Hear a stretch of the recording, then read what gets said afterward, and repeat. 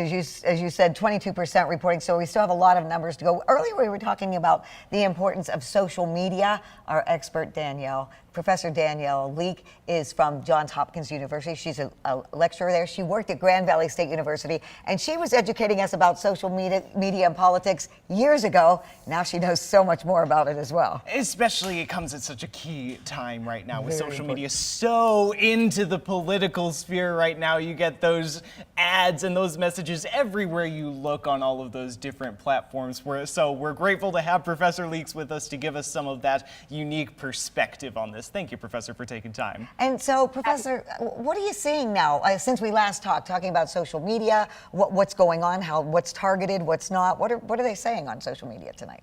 Well, of course, right now everybody is speculating on what the current electoral college votes are saying about what the outcome of the race will be. So if you are awake and watching, you are certainly trying to talk about whether or not you can predict the outcome on the basis of what you're seeing in those battleground states. So that's one of the first types of messaging you're seeing.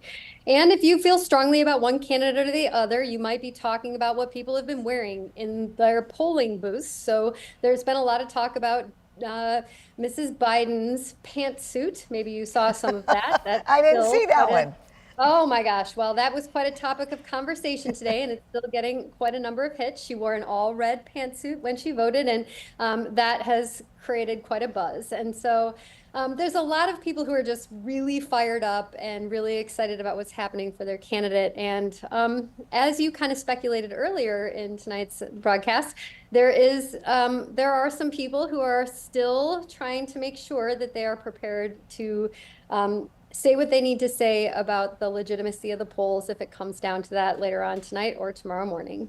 Yeah, and Professor, you talked about a lot of people being fired up, and when we talked earlier, you talked to us about the ads or social media presence that has the most impact, you believed, came from those more emotional appeals to people. Kind of talk a little bit about that for people just joining us. You know, what are those most effective social media strategies that seem to be working the most when it comes to political campaigning or advertising? Well, as you've already said, I mean, this is an election where people have really committed quite a bit of time. And with the rhetoric that was taking place towards the end of the campaign, people have felt not only that they committed to their candidate, but that their identity has really been invested in this election. And so no matter who wins, even at the presidential level, at the state level, or even in your local election, it's going to take a while for people to feel as if, you know, where they spent their time and where their voices were being spoken, that they've been able to be heard.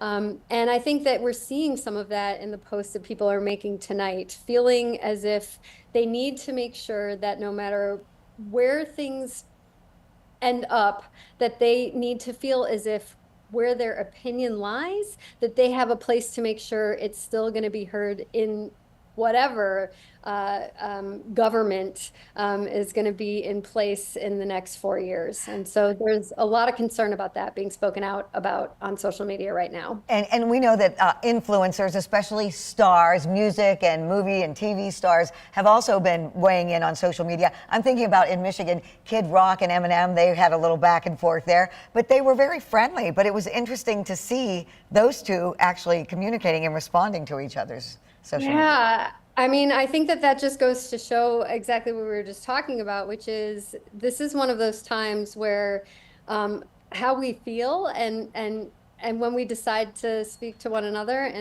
on a social media platform really has a lot to do with how emotionally connected we are to the issues that are involved in our elections. And this is an election that has really brought that out for all of us, whether it has to do with our ethnic identity or our home state.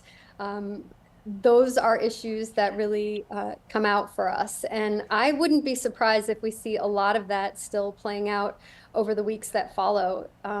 Even if the election is called sooner than we thought it might be, I think people will still be talking about what happened and with each other for a long time, and they'll be doing that online. Professor Leakes, thank you so much for taking a few minutes to share with us your expertise in the area. Really appreciate it.